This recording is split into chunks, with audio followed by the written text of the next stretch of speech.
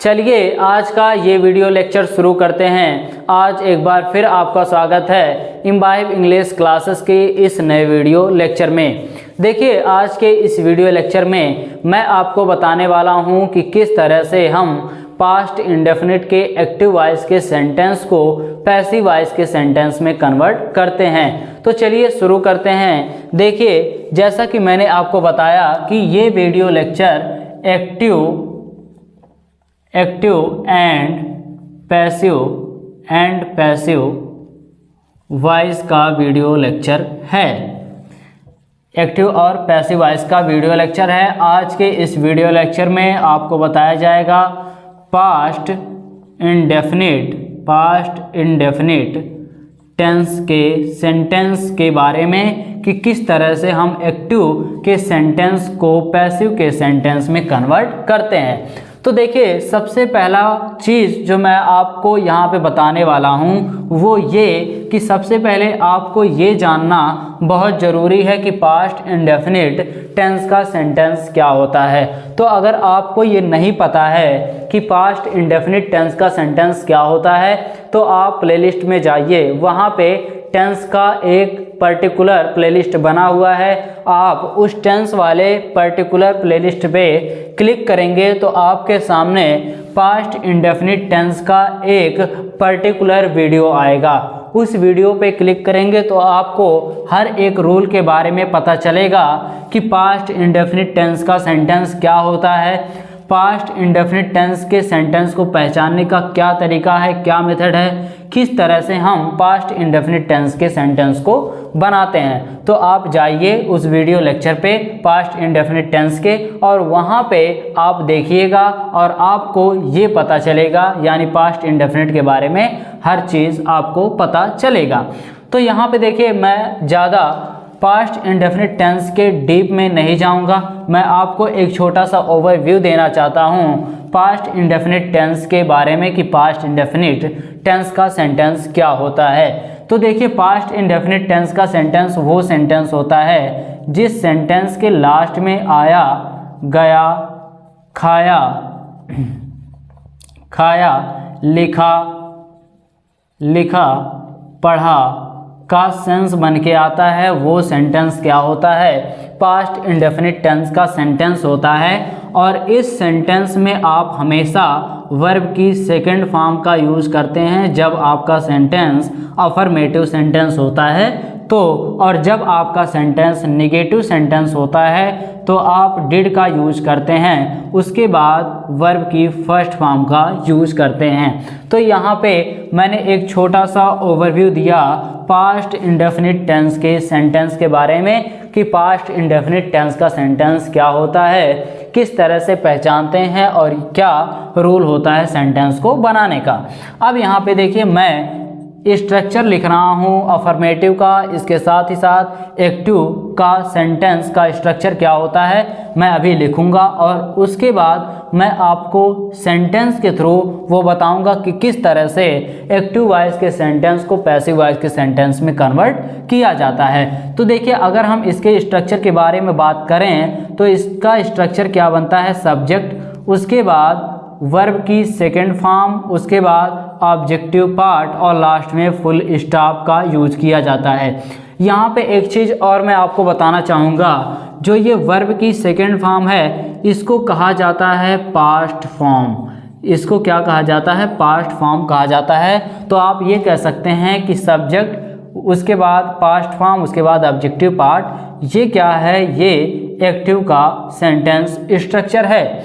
अब मैं आपके सामने एक सेंटेंस रखता हूं और उस सेंटेंस के थ्रू हम ये जानेंगे कि कैसे हम एक्टिव सेंटेंस से पैसिव वॉइस के सेंटेंस में कन्वर्ट करते हैं। तो देखिए मैं आपके सामने सेंटेंस लिख रहा हूं कि उसने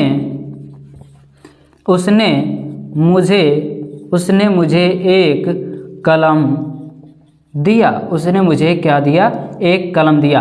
तो देखिए ये सेंटेंस पास्ट इंडेफिनिट का सेंटेंस है और ये सेंटेंस अफर्मेटिव का सेंटेंस है। इसके साथ ही साथ ये सेंटेंस एक्टिव वॉइस का सेंटेंस है।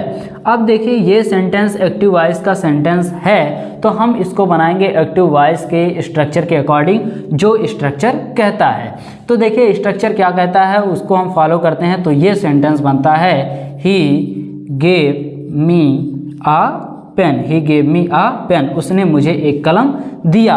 अब देखिए अगर हम बात करें इसके पैसिव वॉइस के सेंटेंस के बारे में कि इस सेंटेंस को जब हम पैसिव वॉइस के सेंटेंस में कन्वर्ट करेंगे तो किस तरह से सेंस बन के आएगा, उसको चलिए देख लेते हैं। देखिए यहाँ पे बनेगा ये कि मुझे एक कलम दिया गया उसके द्वारा। मैंने क्या बोला कि मुझे एक कलम दिया गया उसके द्वारा या आप ये कह सकते हैं कि उसके द्वारा मुझे एक कलम दिया गया। तो देखिए ये सेंटेंस क्या हो गया, ये सेंटेंस एक्टिव से पैसिव वॉइस के सेंटेंस में कन्वर्ट हो गया, चेंज हो गया। अब हम चलिए जान लेते हैं कि एक्टिव वॉइस का स्ट्रक्चर ये है और पैसिव वॉइस का स्ट्रक्चर क्या होगा।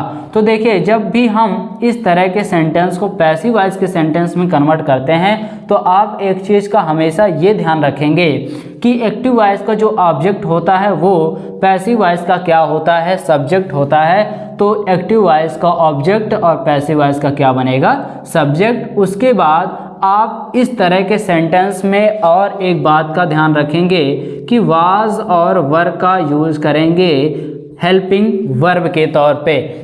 क्या यूज़ करेंगे, वाज और वर का यूज़ किया जाता है हेल्पिंग वर्ब के तौर पे, सब्जेक्ट वाज और वर।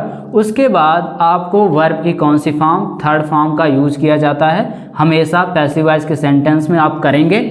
उसके बाद ऑब्जेक्टिव पार्ट कुछ होगा तो लिखेंगे, नहीं होगा तो नहीं लिखेंगे।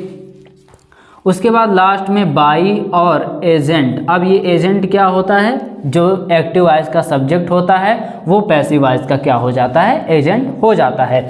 अब चलिए इस स्ट्रक्चर को फॉलो करते हुए हम इस सेंटेंस को बनाते हैं। तो यहाँ पे देखिए मैंने आपको क्या बताया था कि एक्टिव वॉइस का जो ऑब्जेक्ट होता है वो पैसिव वॉइस का क्या बनता है, सब्जेक्ट बनता है। अब अगर हम इस सेंटेंस में देखें या इस सेंटेंस को देखें तो यहाँ पे देखिए दो ऑब्जेक्ट है। दो ऑब्जेक्ट क्या, एक है मी और एक है आ पेन। तो देखिए मेन ऑब्जेक्ट क्या है, वो है मी। अब हम इस ऑब्जेक्ट को क्या करेंगे, पैसिव वॉइस का सब्जेक्ट बनाएंगे। तो देखिए ये मी क्या है, मी आई का ऑब्जेक्टिव केस है क्योंकि ये ऑब्जेक्ट में यूज किया गया है। और जब हम इसको सब्जेक्ट में यूज करेंगे तो मी का क्या हो जाएगा, सब्जेक्टिव केस यहाँ पे यूज होगा और मी का सब्जेक्टिव केस आई। अब आई के साथ वाज का यूज किया जाता है या वर का, ये डिपेंड करता है सब्जेक्ट पे। तो देखिए आई के साथ हम वाज का यूज करेंगे। उसके बाद वर्ब की थर्ड फॉर्म, यहाँ पे देखिए वर्ब क्या है, यहाँ पे वर्ब है गिव और यहाँ पे गिव की थर्ड फॉर्म, सेकंड फॉर्म का यूज़ किया गया है। और हम यहाँ पे किस फॉर्म का यूज़ करेंगे, थर्ड फॉर्म का यूज़ करेंगे। तो गिव की थर्ड फॉर्म क्या होगी, गिवन, आई वाज गिवन। उसके बाद देखिए ऑब्जेक्ट में क्या है, ऑब्जेक्ट में है आ पेन। उसके बाद फिर बाई का यूज़ करेंगे, बाई। अब यहाँ पे देखिए इसका सब्जेक्ट, इसका एजेंट यानी ऑब्जेक्ट, तो ही का यहाँ जब यूज किया जाएगा तो ही का कौन सा केस, ऑब्जेक्टिव केस। तो ये होगा I was given a pen by him, मुझे एक कलम दिया गया उसके द्वारा। तो इस तरह से हम पास्ट इंडेफिनिट के एक्टिव वॉइस के सेंटेंस को पैसिव वॉइस के सेंटेंस में कन्वर्ट करते हैं। एक चीज़ और मैं यहाँ पे आपके साथ शेयर करना चाहूँगा कि अगर हमारा सेंटेंस निगेटिव का सेंटेंस होता है तो निगेटिव का सेंटेंस किस तरह से बनता है, पास्ट इंडेफिनिट टेंस के सेंटेंस का। आप इस चीज़ को पास्ट इंडेफिनिट टेंस के वीडियो लेक्चर से पता कर सकते हैं। और अगर हम बात करें पैसिव वॉइस के बारे में कि पैसिव वॉइस का निगेटिव सेंटेंस किस तरह से बनता है, तो वाज और वर के बाद आपको किसका यूज़ कर देना होता है, नॉट का। और अगर हम बात करें एक्टिव वॉइस का तो यहाँ पे डिड नॉट का यूज़ आप करते हैं, उसके बाद वर्ब की फर्स्ट फॉर्म का यूज़ कर देते हैं, सब्जेक्ट डिड नॉट, उसके बाद वर्ब की first form plus objective part, तो ये क्या होता है, ये एक्टिव का सेंटेंस स्ट्रक्चर हो जाता है नेगेटिव सेंटेंस का। तो यहाँ पे मैंने आपको अफर्मेटिव और नेगेटिव सेंटेंस के बारे में बताया कि किस तरह से हम एक्टिव और पैसिव, एक्टिव के सेंटेंस से पैसिव वॉइस के सेंटेंस में कन्वर्ट करते हैं अगर हमारा सेंटेंस अफर्मेटिव या नेगेटिव होता है तो चलिए अब हम जान लेते हैं कि अगर हमारा सेंटेंस इंट्रोगेटिव का सेंटेंस हुआ यानी प्रश्नवाचक वाक्य हुआ, क्वेश्चन वाला वाक्य हुआ, तो हम किस तरह से एक्टिव वॉइस के सेंटेंस को पैसिव वॉइस के सेंटेंस में कन्वर्ट करते हैं। देखिए इंट्रोगेटिव का जब सेंटेंस स्ट्रक्चर बनता है तो वो बनता है WH फैमिली, उसके बाद डिड, उसके बाद सब्जेक्ट, उसके बाद क्या होता है, उसके बाद वर्ब की first form plus objective part और लास्ट में क्वेश्चन मार्क। ये है एक्टिव का स्ट्रक्चर, ये है एक्टिव वॉइस का स्ट्रक्चर। और अगर हम बात करें पैसिव वॉइस के इंट्रोगेटिव के स्ट्रक्चर के बारे में तो WH फैमिली अगर यूज़ किया गया होगा तो WH family as it is use किया जाएगा। उसके बाद डिड के जगह पे वाज और वर का यूज किया जाएगा, इस बात का आप ध्यान रखिएगा। उसके बाद इसका ऑब्जेक्ट, पैसिव का सब्जेक्ट, उसके बाद आपको वर्ब की कौन सी फॉर्म, थर्ड फॉर्म का यूज करना होगा।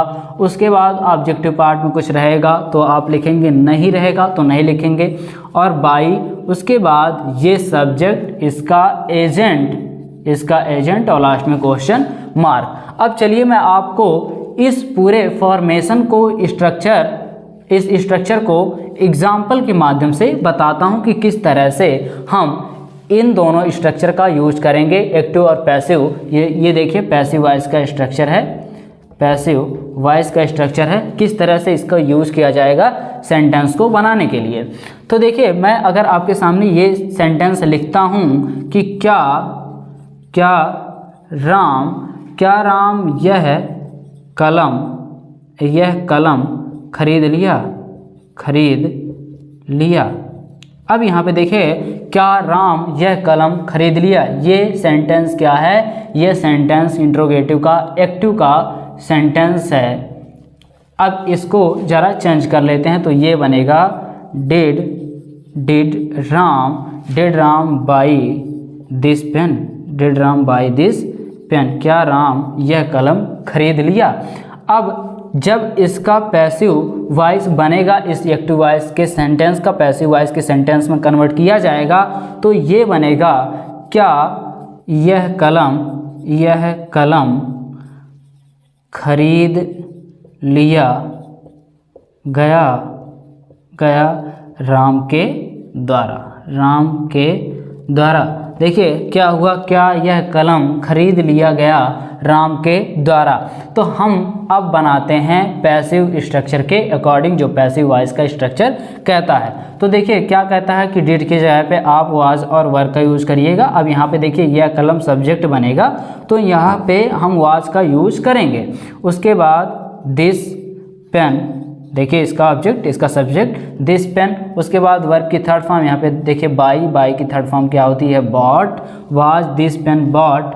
उसके बाद बाई, ऑब्जेक्टिव पार्ट में कुछ नहीं है तो नहीं लिखेंगे, बाई राम। यहाँ पे देखिए सेंटेंस किस तरह से कन्वर्ट हो गया, क्या यह कलम खरीद लिया गया राम के द्वारा, या क्या यह कलम राम के द्वारा खरीद लिया गया। इस तरह का अगर फॉर्मेशन या सेंस आता है तो आप इस तरह से बनाते हैं एक्टिव और पैसिव वॉइस के सेंटेंस को। अब देखिए इस सेंटेंस में तो कोई भी WH फैमिली का वर्ड नहीं आया है तो हमने कोई भी WH फैमिली का यूज नहीं किया है। लेकिन अगर इस सेंटेंस में कोई WH फैमिली आता, जैसे अगर ये सेंटेंस ये होता कि राम यह कलम क्यों खरीदा, जैसे अगर ये आता कि राम यह कलम क्यों खरीदा, तो हम क्या करते हैं, यहाँ पे वाई का यूज करते हैं और ये इस तरह से होता, why did Ram by this pen. तो यहाँ पे भी सेम उसी तरह से हो जाता, वाई के जगह पे वाई, उसके बाद why was this pen bought by Ram. क्या यह कलम खरीद लिया गया राम के द्वारा, ये तब नहीं होता बल्कि ये होता कि यह कलम क्यों खरीदा गया राम के द्वारा। तो इस तरह से हम कन्वर्ट करते हैं पास्ट इंडेफिनिट के एक्टिव और पैसिव वॉइस के सेंटेंस में। तो आज इस वीडियो में बस इतना ही। फिर मिलते हैं नेक्स्ट वीडियो में नए टॉपिक के साथ। थैंक यू इस पूरे वीडियो को देखने के लिए।